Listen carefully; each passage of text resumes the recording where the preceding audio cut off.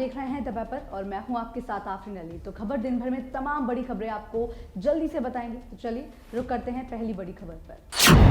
Corona संक्रमण का खतरा लगातार दिन पर दिन बढ़ता ही जा रहा है। जिस रफ्तार से केस मिल रहे हैं उससे चिंता भी बढ़ती जा रही है। कोविड-19 का ओमिक्रॉन वेरिएंट भारत में अब तक 11 राज्यों में फैल चुका है। इसके देश में 87 केस सामने आ चुके हैं। वहीं देश की बात करें तो बीते दिन यानी गुरुवार को ब्रिटेन में कोरोना के अब तक के सभी रिकॉर्ड तोड़ दिए हैं। यूके में दिन में 88,376 नए केस मिले हैं, जबकि कोरोना संक्रमण ने एक दिन में 146 लोगों की भी जान ले ली है। यानी खतरा तेजी से बढ़ रहा है। भारत के भी 11 राज्य जिसमें महाराष्ट्र, राजस्थान, दिल्ली, केरल, गुजरात, कर्नाटक, तेलंगाना, पश्चिम बंगाल, आंध्र प्रदेश, पंजाब, तमिलनाडु शामिल हैं, वो ओमिक्रॉन वेरिएंट की चपेट में आ चुके हैं। आधा दिसंबर महीना बीत चुका है। इसके साथ ही देश के कई हिस्सों में ठंड ने भी दस्तक दे दी है। मौसम विभाग द्वारा जारी पूर्वानुमान के अनुसार आगामी 4 से 5 दिन के भीतर ही देश के कई हिस्से शीतलहर की चपेट में आ सकते हैं। मौसम विभाग ने उत्तर भारत, सौराष्ट्र और कच्छ में कड़ाके की ठंड पड़ने की भी संभावना जताई है। इसके अलावा जम्मू कश्मीर, लद्दाख और हिमाचल प्रदेश में हल्की बारिश और बर्फबारी भी हो सकती है। साथ ही शुक्रवार को उत्तराखंड में भी बर्फ गिरने की आशंका है। बता दें कि देश की राजधानी दिल्ली में गुरुवार सुबह न्यूनतम तापमान 8.7 डिग्री सेल्सियस दर्ज किया गया है। साथ ही मौसम विभाग ने यहां बादल के साथ बारिश की भी संभावना जताई है। इसके साथ ही ठंड और बढ़ने के आसार हैं। और इसके अलावा त्रिपुरा में भी आजकल कोहरे वाली सुबह रहती है।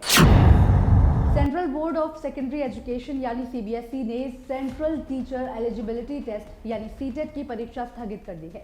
बता दें कि तकनीकी खामी के कारण सीबीएसई ने 16 दिसंबर को दूसरी पाली की परीक्षा स्थगित कर दी थी। वहीं अब 17 दिसंबर को दोनों पाली में होने वाली परीक्षाओं को भी कैंसिल कर दिया गया है।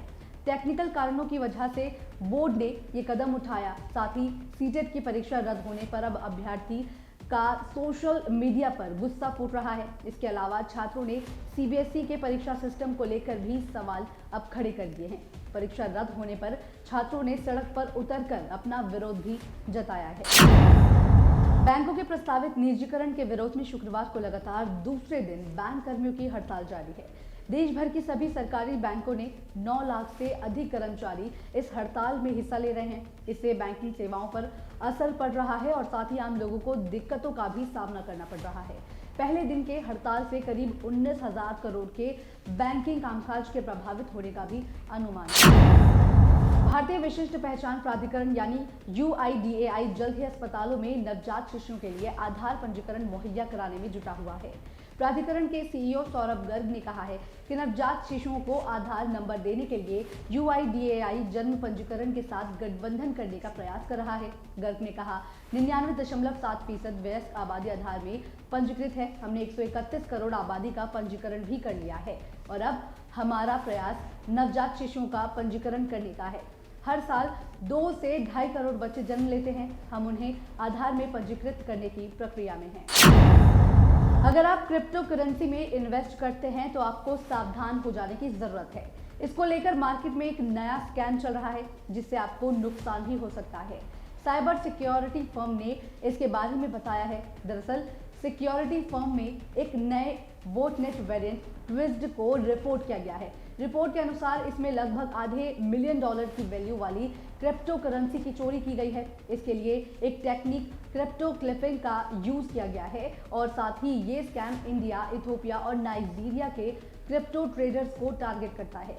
ट्विस्ट क्रिप्टो करेंसी चुराने के लिए ऑटोमेटिकली इंटेंड वॉलेट एड्रेस को अटैकर्स के वॉलेट एड्रेस से चेंज कर देता है। साथ ही cyber security cryptocurrency trader को चेतावनी भी दी है और साथ ही सेंड करने वाले फंड्स को लेकर वो सावधान रहने को भी कहा गया है।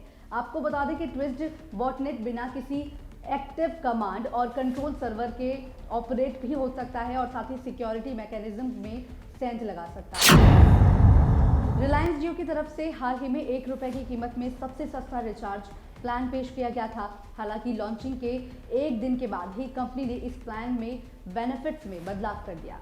जियो के ₹1 वाले प्लान को बदलाव के साथ माय जियो ऐप पर लिस्ट कर दिया गया है। बता दें कि जियो के ₹1 वाले प्लान में 30 दिनों की वैधता के साथ ही 100 MB high speed data offer किया जाता था। इस प्लान में कॉलिंग और मैसेजिंग की सुविधा नहीं थी। कंपनी के मुताबिक 100 MB की डेटा लिमिट खत्म होने के बाद इंटरनेट स्पीड लिमिट घटकर 64 kbps रह जाएगी। पाकिस्तान क्रिकेट टीम ने अपने ही घर में वेस्टइंडीज को T20 सीरीज में 3-0 से क्लीन स्वीप कर दिया है। सीरीज का आखिरी मैच गुरुवार को कराची में खेला गया था। इस मैच में पाकिस्तान टीम ने 7 विकेट से जीत दर्ज की। इसी मैच में पाकिस्तान की ओपनिंग जोड़ी बाबर आजम और मोहम्मद रिजवान ने T20 फॉर्मेट में इतिहास भी रच दिया।